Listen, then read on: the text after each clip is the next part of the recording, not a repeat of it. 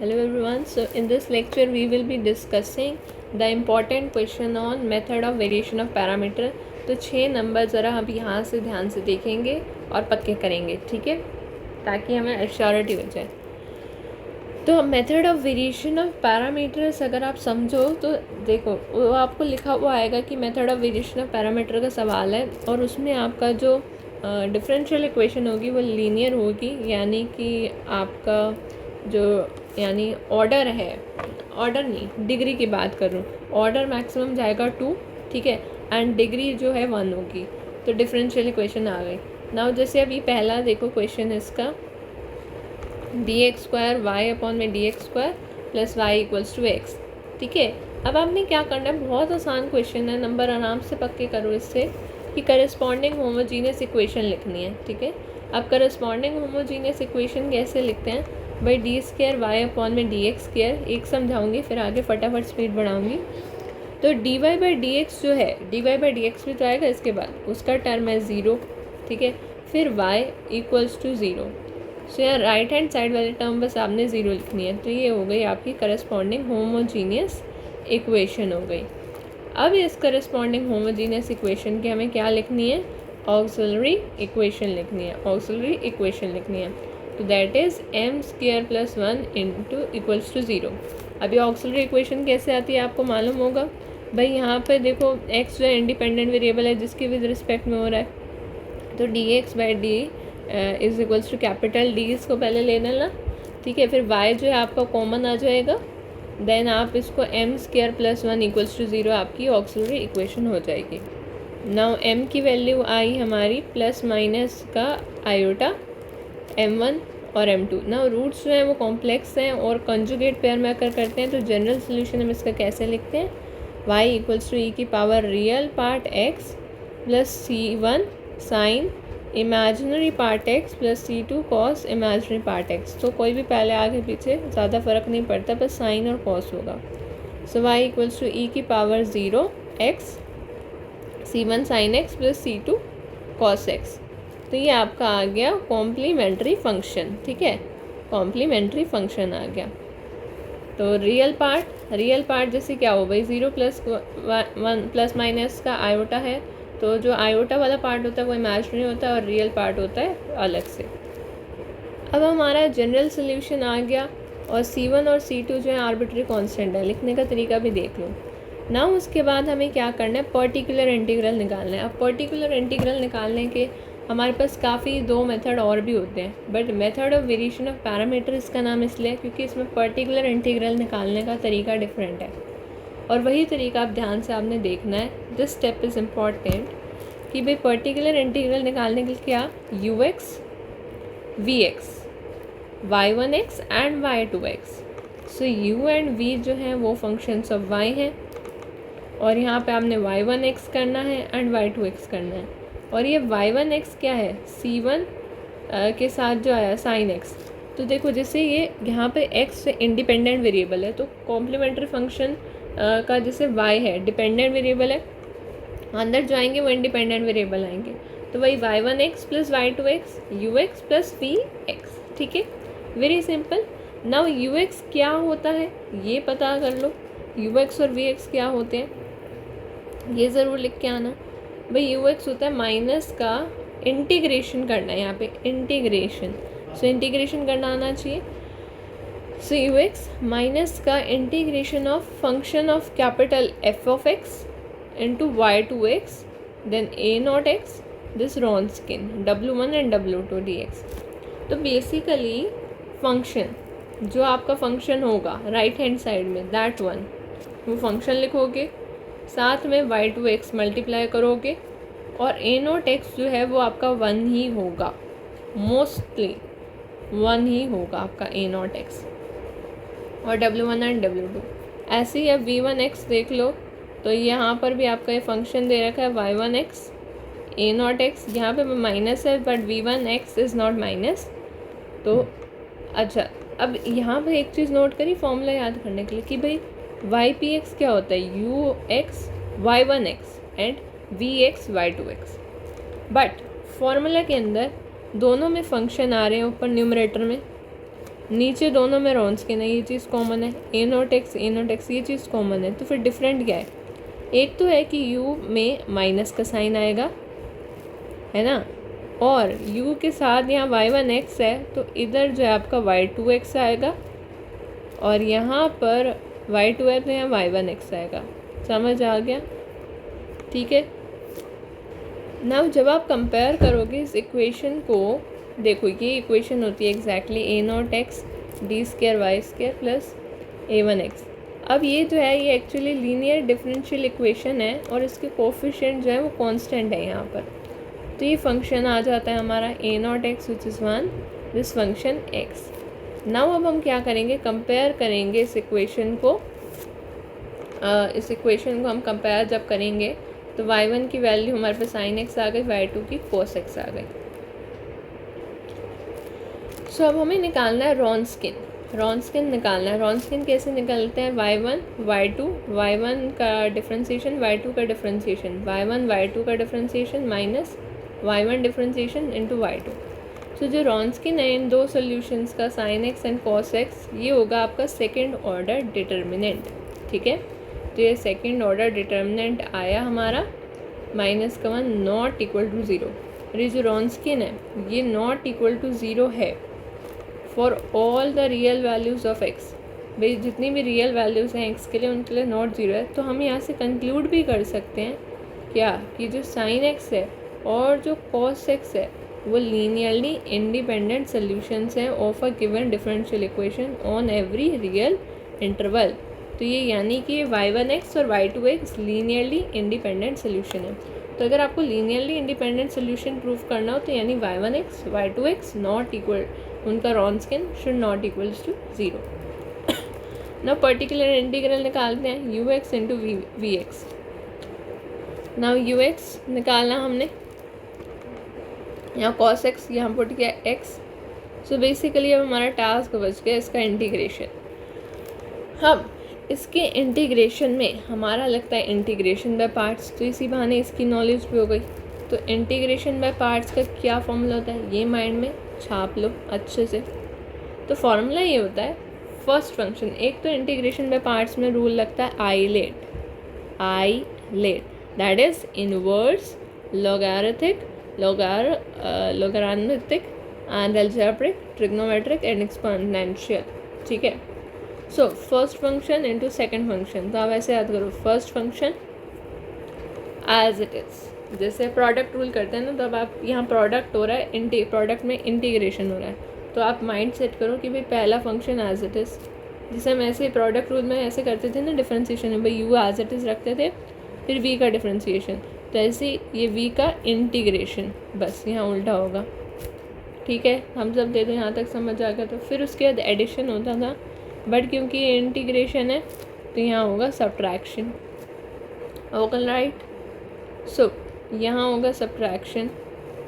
ठीक है, तो जैसे ही होता था फिर होता था फर्स्ट फंक्शन का, देखो first function into second function, पहले ये यहाँ लिख दूँ। ओके, तो फिर क्या होता था, फिर आपका माइनस यहाँ पर जैसे ये फर्स्ट फंक्शन लिखा, इसका डिफ्रेंशिएशन करा, इसका इंटीग्रेशन करा, पहला पार्ट क्लियर है। फिर माइनस का साइन पुट करा और इंटीग्रेशन भी बड़ा बड़ा पुट करा, पूरे ओवरऑल का इंटीग्रेशन होगा। अब उसके अंडर आएगा हमारा क्या, फर्स्ट फंक्शन का डिफ्रेंशिएशन। ये पार्ट एज इट इज़, सच में डिफ्रेंशिएशन कर रहे हैं हम, मजाक नहीं हो रहा है ना। तो फर्स्ट फंक्शन का डिफ्रेंशिएशन, ठीक है। सेकेंड फंक्शन का हमेशा इंटीग्रेशन ही होगा, एंड फिर उसके बाद मल्टीप्लाई करेंगे हम again integration of this function, और ये पूरा ये। तो अब आप बिना देखे भी बता सकते हैं ना। तो पहले क्या हुआ, first function integration of second function, minus बड़ा वाला इंटीग्रेशन डाला, उसके अंदर आया फर्स्ट फंक्शन का differentiation into integration of the second function. Learn हो गया इंटीग्रेशन बाय पार्ट्स। सो मैंने आपको बता दिया भाई फर्स्ट फंक्शन और ये सब चूज़ करने के लिए हमें इन्वर्स ट्रिग्नोमेट्रिक लगाना पड़ता है। भाई लोगारिथमिक फंक्शन हो गया, अलजेब्रिक हो गया, ट्रिग्नोमेट्रिक हो गया एंड एक्सपोनेंशियल ऑर्डर में। अब यहाँ x और cos x में से क्या, अलजेब्रिक पहले आएगा, सो एल्जेब्रिक को फर्स्ट फंक्शन लिया, cos x ट्रिग्नोमेट्रिक है सेकंड फंक्शन लिया। अब क्या हुआ, first function integration of second function, पहले फॉर्मूले में डालो, देन माइनस और ये बड़ा वाला integration, differentiation of first function and integration of the second function, simple. Now x, अब देखो integration of the cos x, तो ये आपको याद रखना पड़ेगा। तो cos x का इंटीग्रेशन क्या होता है, sin x होता है प्लस वाला। सो cos x का इंटीग्रेशन आता है प्लस का sin x, समझ गए। माइनस इंटीग्रेशन, ये dx/dx आया 1, इसका भी इंटीग्रेशन आता है sin x। यहाँ तक समझ आ गया। अब इसका ओवरऑल इंटीग्रेशन, तो sin x इसका इंटीग्रेशन क्या आता है, तो माइनस का cos x। अब ये माइनस साइन बाहर है तो ये हो जाएगा प्लस का cos x, तो ये समझ आ गया। ओके, नाउ नेक्स्ट देखिए वी एक्स, तो ऐसे ही क्या होगा x इंटू साइन एक्स, और यहाँ पर उधर देखो एक सेकेंड, यू एक्स में हमारा माइनस का साइन भी आता था ना, तो ये माइनस का साइन आता था, ये तो सॉल्व हो गई थी प्रॉब्लम। अब वी एक्स देखो, अंडरस्टैंड करना, यहाँ है x साइन x और ये माइनस का साइन बाहर, तो खैर माइनस के साइन से कोई फ़र्क नहीं पड़ता। अब x साइन x का करेंगे, अगेन इंटीग्रेशन बाय पार्ट्स, तो first function integration of second function. So first function है x, इंटीग्रेशन करोगे तो आएगा माइनस का cos x, ठीक है।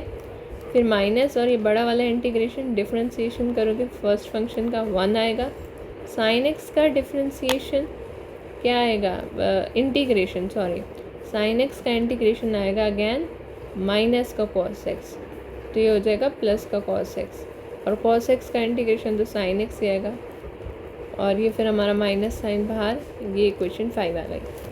नाउ अब हमें वर्टिकल इंटीग्रल पता करना था, ये हमारे पास आ गया। हमें y1 पता है, y2 पता है, sine x cos x, you X की वैल्यू डालो और डालो वी एक्स की वैल्यू, ये हमारे पे आ गया पर्टिकुलर इंटीग्रल। नाउ हमारे पे जनरल सोल्यूशन आ गया, Y X equals to this complementary function and particular integral. So this is very simple to understand. यहाँ पे जो मेन चीज़ है वो अब हम क्या है, हमने समझ लिया एक बार method of variation of parameter, मैंने इतनी देर लगाई। अब मैं इंस्टेंटली कराऊंगी बहुत सारे एग्जांपल्स, जिससे जो जो इसकी कैलकुलेशन पार्ट है वो आप अंडरस्टैंड कर सको। ओके, फटाफट आते हैं। ओके, इस पार्ट को देखिए, यहाँ पर क्या है, यहाँ पर भाई हमें ऑक्सिलरी इक्वेशन, हम क्या करेंगे, सबसे पहले भाई इक्वेशन दे रखी है, पता चल रहा है वेरिएशन ऑफ पैरामीटर लगाना है, तो फटाफट हम क्या करते हैं, इसको ऑक्सिलरी इक्वेशन बना देते हैं। m² - 3m + 2 = 0, ठीक है। m की तो वैल्यू आ गई, रूट्स जो है रियल है, डिस्टिंक्ट है, तो कॉम्प्लीमेंट्री फंक्शन आ गया c1e की mx + c2e की मतलब ये आ गया c1e की x + c2e की 2x, ठीक है। अब हम इसका रॉन्स्किन निकाल लेते हैं, y1 आ गया ये, एंड ये y2 हो गया, ठीक है।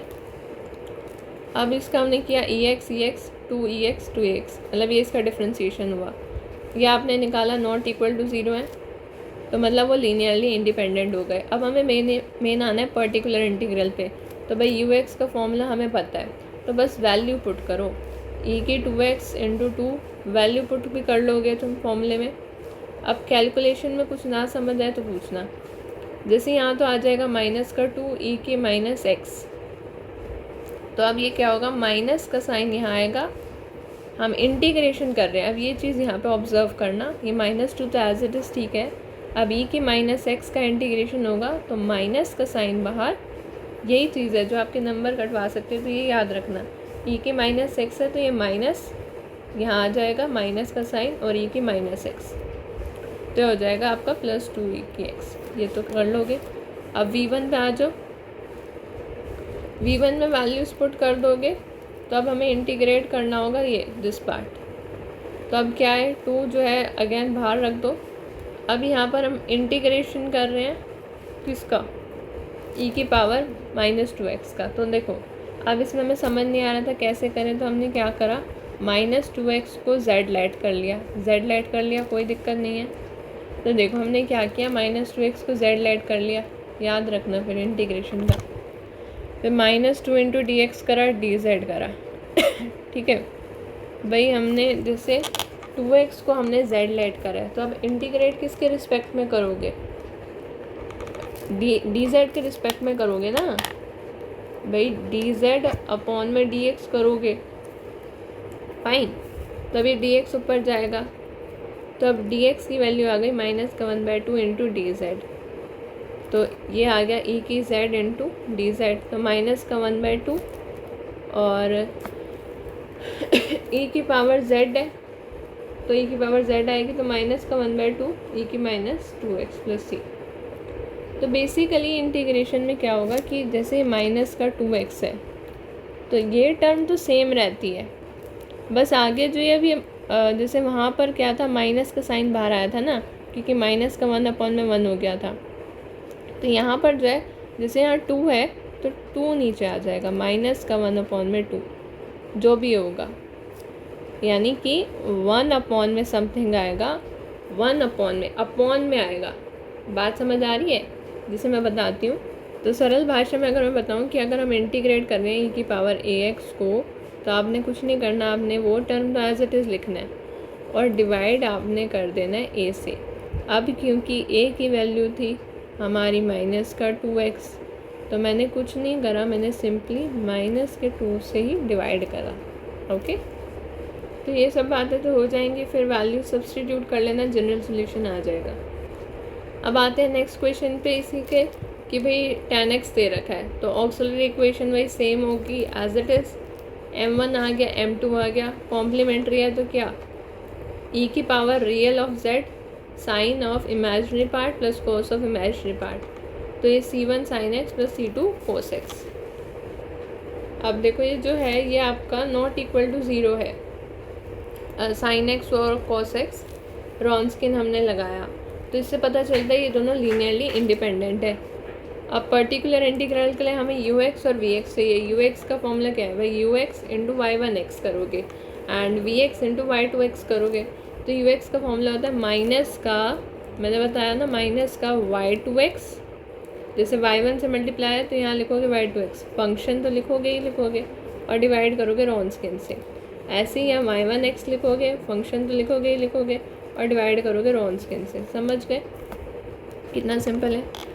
तो इंटीग्रेशन का रोल है, माइनस का यहाँ cos x लिखा, tan x लिखा, tan x का आप sin x अपॉन में cos x लिख सकते हो, कैंसिल आउट sin x का, तो sin x का इंटीग्रेशन क्या होता है, माइनस का cos x, sin x का इंटीग्रेशन होता है माइनस का cos x का इंटीग्रेशन होता है प्लस का sin x।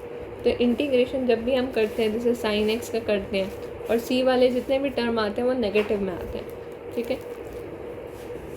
नाउ यहाँ vx देख लो भाई, sin x into tan x, तो tan x है उसको आप लिख सकते हो sin अपॉन में cos x, तो basically sin square x cos x, सो इसको हम लिख सकते हैं 1 माइनस का cos स्क्वायर x अपॉन में cos x, ठीक है। तो cos स्क्वायर x -1 अपॉन में cos x, तो यानी इंटीग्रेशन करो cos x का, ये कट गया है ना, और माइनस का 1 अपॉन में cos x का, cos x का करा आया sin x। अब ये आया sec x का इंटीग्रेशन, तो sec x का इंटीग्रेशन आपको याद होना चाहिए, माइनस का log sec x plus tan x, ठीक है। फिर वही पर्टिकुलर इंटीग्रल आ जाएगा sin x इंटू ये u1x cos x plus cos x into this log of sec x plus tan x and sin x and cos x, and ये हमारा आ जाएगा general solution. तो अब इसी के साथ लगे हाथ ये क्वेश्चन भी देख लो, ये भी पूछा जाता है एग्ज़ाम में कि भाई शो करना होता है कि सॉल्यूशंस जो है लीनियरली इंडिपेंडेंट है। तो अब मान लो कोई भी आपको इक्वेशन दे रखी हो और सॉल्यूशन लीनियरली इंडिपेंडेंट की वो उम्मीद रख रहा हो, तो क्या करो, एक तो जैसे वो बेसिक हम निकालते हैं ऑक्सिलरी इक्वेशन और ये सब, तो सबसे पहले इंडिपेंडेंट है या नहीं है वो बात बाद में आती है, पहले हमें ना प्रूफ करना होता है कि वो सॉल्यूशन है भी या नहीं। तो उसके लिए जैसे हम इक्वेशन लेते हैं, अब देखो ये सॉल्यूशन दे रखा है y1, ये एक सॉल्यूशन है, फिर y2 y3। So basically what happens कि ये हमारी इक्वेशन दे रखी है, तो हमें क्या है, हमें ना इसकी वैल्यूज़ इसके अंदर पुट करनी है, ठीक है। अब वो कैसे पुट करेंगे भाई, dy अपॉन में dx, पहले हम जैसे y1 लेंगे उसका हम निकालेंगे फर्स्ट डिफ्रेंसीशन, फर्स्ट डेरिवेटिव, तो अब देखो डेरिवेटिव निकालना सीख लो। डेरिवेटिव में कुछ नहीं करना, जैसे e की पावर ax है ना, उसका आप डेरिवेटिव निकालोगे तो a एज इट इज़ लिखो, e की पावर ax लिखो, ठीक है। ऐसे ही अब डबल डेरिवेटिव होगा तो -2 इंटू -2 + 4, ये टर्म एज इट इज़, ये टर्म एज इट इज़, फिर 4 इंटू -2 -8। तो ये हो गया। फिर इसको आप क्या करो, पुट करो लेफ्ट हैंड साइड में, पुट करा और देखो वैल्यू 0 आ गई, मतलब हाँ ये तो सोल्यूशन है। ऐसे ही आपने बाकी दो का भी दिखाना है। सिमिलरली y2 लो, अब उसका करो फर्स्ट डिफरेंशिएशन। सो 2 इंटू ई की 2x, फिर सेकेंड डेरिवेटिव करो, फिर थर्ड डेरिवेटिव करो, ठीक है। 0 आ गया, हाँ मतलब ये सोल्यूशन है। फिर ऐसे ही आपने लो नेक्स्ट, इसको भी हाँ प्रूफ करो कि हाँ ये सोल्यूशन है। अब बात आती है कि शो करना है कि लीनियरली इंडिपेंडेंट है कि नहीं है। तो y1 y2 y3 लो, y1 लिखो, y2 लिखो, y3 लिखो, नीचे लिखो y1 का फर्स्ट डेरिवेटिव, ये आपके काम भी आएगा इसी बहाने। फिर सेकेंड डेरिवेटिव लिखना पड़ेगा, फिर ऐसे ही y2 का first derivative, second derivative, y3 का और y उसका। उसके बाद आपने क्या करना है, उसके बाद आपने निकालना है इसका उसके बाद आपने इसका निकालना है डिटर्मिनेंट। और अब जब आप डिटर्मिनेंट निकालोगे, जैसे एक्सपैंड मान लो अगर हम रो 1 के अकॉर्डिंग करते हैं तो डिटर्मिनेंट निकालोगे, मतलब जैसे ये लिया फर्स्ट टर्म, फिर ये लिया determinant of this second term, ये इसमें से माइनस होगा, फिर ऐसे ही सेकंड टर्म और डिटर्मिनेंट लिया इस रो को छोड़ दो, इसका और इस रो का, ठीक है। तो बेसिकली ये आपका डिटर्मिनेंट नॉट इक्वल टू 0 आएगा। सो नॉट इक्वल टू 0 आपने शो कर देना है भाई कौन सी वैल्यूज़ ऑफ x के लिए, और इससे हम जनरल सोल्यूशन भी लिख सकते हैं और हम कह सकते हैं कि लीनियरली इंडिपेंडेंट है।